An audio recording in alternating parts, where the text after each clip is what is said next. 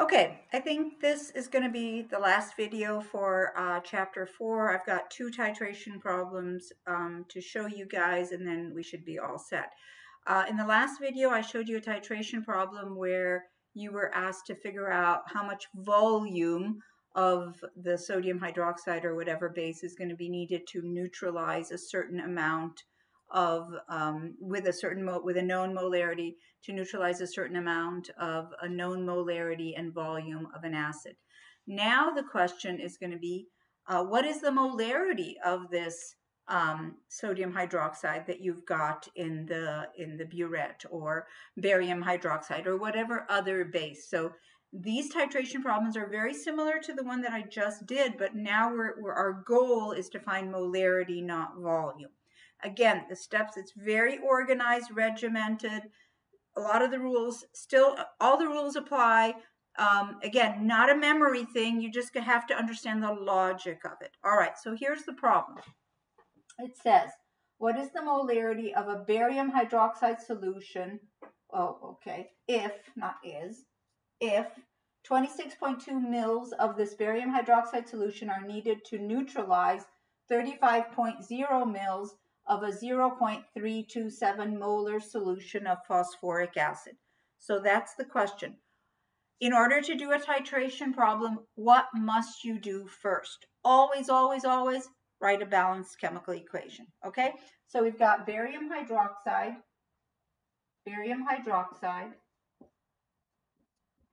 plus phosphoric acid. Again, if you don't know your formulas of your acids yet, you need to know them. You must know them. By the time you hit chapter 4, especially the end of chapter 4, this stuff has to be second nature to you guys. It's not, it's not an open book, open notes, let's go look it up. You have to know these things, all right? So please, please, please, I beg of you, take it all very seriously. So barium hydroxide plus phosphoric acid, what are the products? Remember, an acid and a base will give you a salt and water. So we got the barium is hooking up with the phosphate. So Ba3PO4. All right, again, it's totally made up, but I'm just wanting to challenge you guys so you get an interesting molar ratio here. Plus water, okay? I mean, the question is made up. The formula is not. The formula is correct. Why do I have 3 bariums and 2 phosphates? Remember, phosphates is -3, barium is +2, and that's what our formula is. Okay, so now we have to balance the whole thing. If you have 2 phosphates here, you better have 2 over here. You have 3 bariums here, you better have 3 over here. We have now a total of 6 OHs and 6 H's. Remember, you're balancing water as HOH. So you have 6 hydroxides, 6 hydrogens, so you're going to have 6 waters. Okay, so here's our balanced equation. Same things apply as what we just did in the previous video. You start off with the thing you know more about. You do not start off with the thing you're looking for, all right? So we're not going to start off with barium hydroxide. We know more information about phosphoric acid. We know the volume and the molarity of the phosphoric acid. So let's go ahead and start with that. So we're going to go 0.0350 liters of phosphoric acid. I'm just going to write H3PO4. Not much room, but I will make room. Okay, times. So I've got the volume of phosphoric acid. Never ever start with molarity. Now molarity, I'm going to use it as a conversion factor to convert volume of phosphoric acid to moles of phosphoric acid. So we're going to write 0.322, this is a 7 moles of phosphoric acid, H3PO4, per 1 liter, because that's what molarity is, moles per liter. Okay, my liters will cancel now. Now I have moles of phosphoric acid. Good. Once you have moles of phosphoric acid, you can now begin to relate it to the other substance that we're looking for. How do we relate it? Through the molar ratio. For every 2 moles of phosphoric acid, you need 3 moles of barium hydroxide. So we're going to use our molar ratio now. We're going to put the 2 moles of phosphoric acid down here. Why? Because we need to cancel them out. And put 3 moles of barium hydroxide here. Why? Because that's what we want to end up with. Okay, good. Moles of phosphoric acid cancel. This is where we're getting these numbers from the coefficients of balance chemical equation. Okay, now our last step is the new step. Once you have moles of barium hydroxide in the numerator, all you have to do is put volume down here in the denominator in liters. Moles per liter is molarity. Boom, you're done. Okay, do we have the volume of the barium hydroxide? Yes, they gave it to us. They said we have 26.2 milliliters. Switch that to liters and put it down here. So we put 0.0262 liters down here of barium hydroxide solution.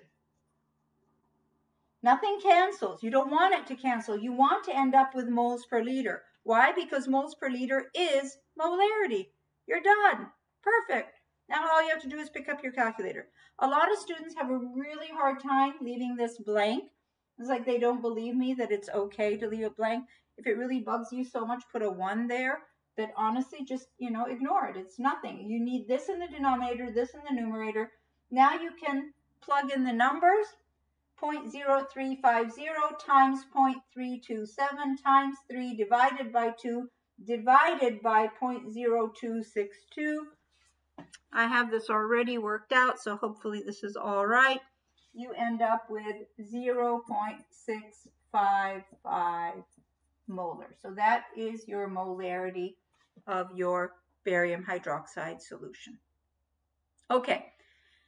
The last titration problem deals with KHP. KHP is a primary standard you guys are going to be using in lab.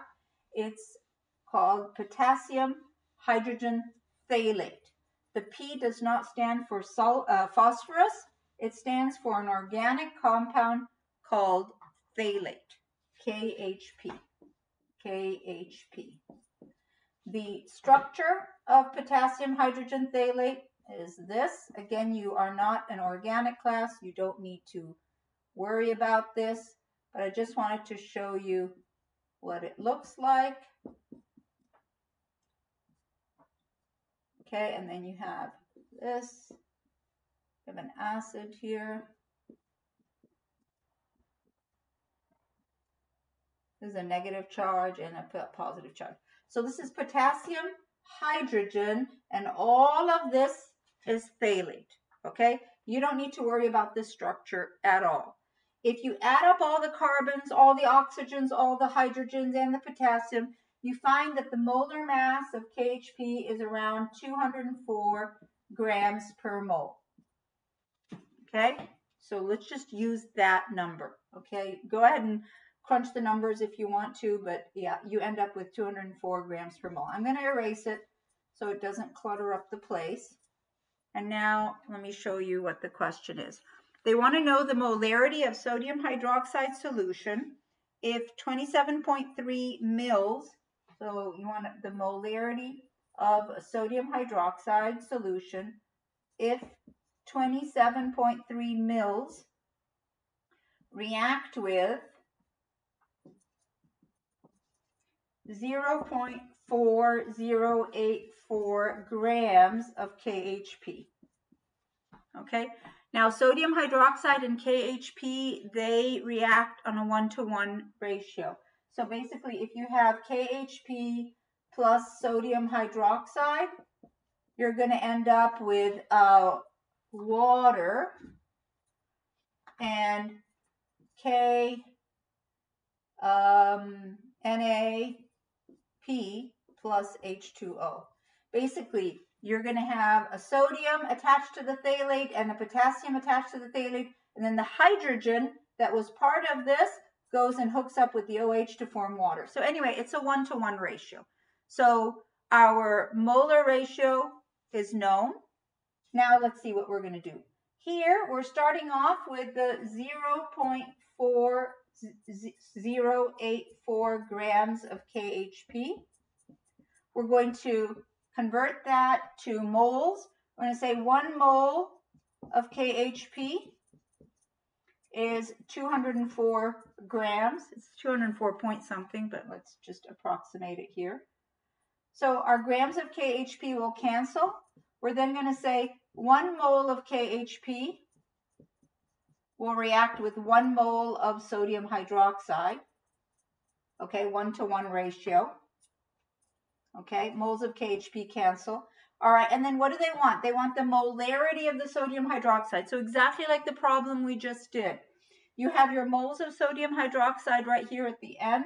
All you have to do is put your volume of sodium hydroxide down here. What is it? 27.3 mils. Switch that to liters. So 0.0273 liters. Moles per liter is molarity. Plug in the numbers. This is not a, here's the decimal. 0.4084 divided by 204 times 1 divided by 1, no big deal.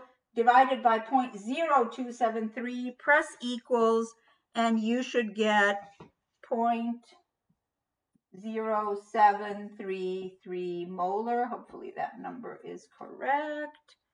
And you are done. This is the molarity of the sodium hydroxide when you react it with KHP. It's something you will be doing in lab.